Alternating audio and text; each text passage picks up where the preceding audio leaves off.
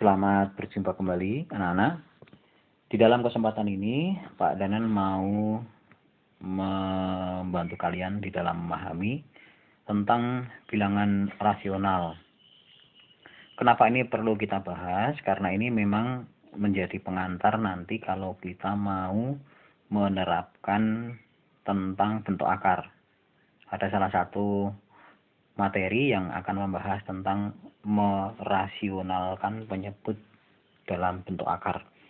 Baik, materi ini sebenarnya sudah ada di kelas 7, hanya Bapak menegaskan kembali, mengingatkan kembali tentang pengertian bilangan rasional supaya nanti di dalam pembahasannya kita menjadi lebih paham. Dalam definisinya, bilangan rasional itu adalah bilangan yang dapat dinyatakan dalam bentuk A per B. Jadi pecahan ya, A per B, di mana A dan B itu anggota himpunan bilangan bulat dan B tidak sama dengan 0.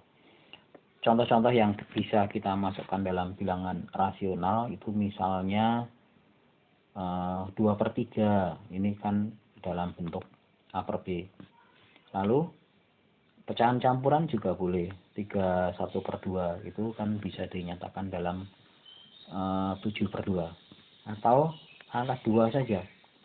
2 itu juga bilangan rasional karena bisa dinyatakan dalam 2/1 atau 4/2 dan lain-lain. Termasuk 0.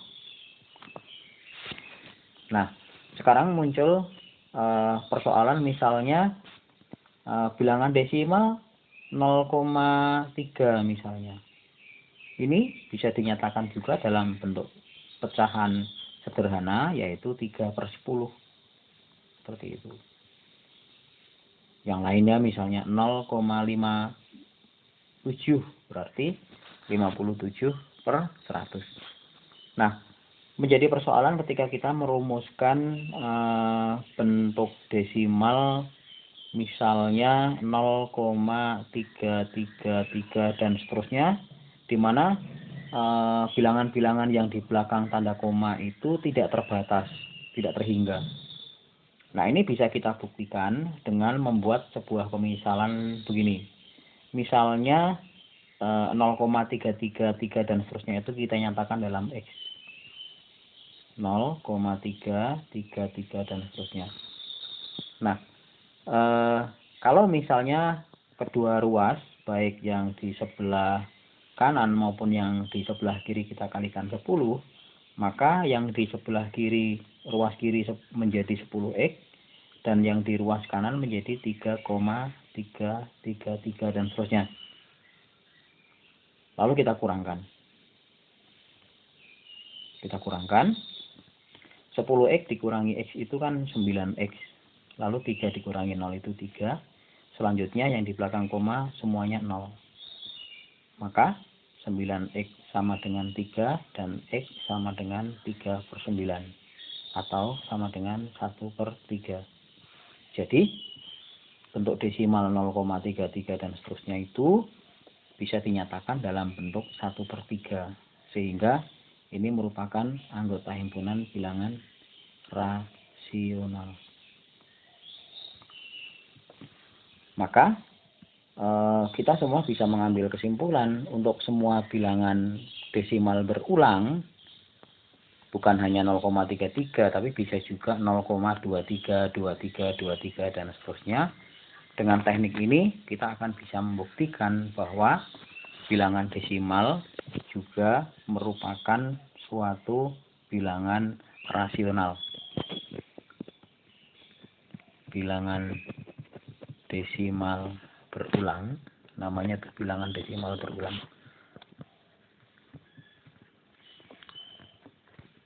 Itu merupakan bilangan rasional.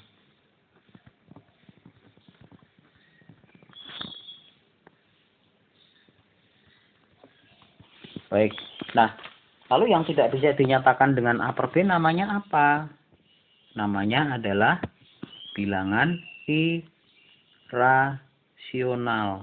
Jadi lawan katanya irasional.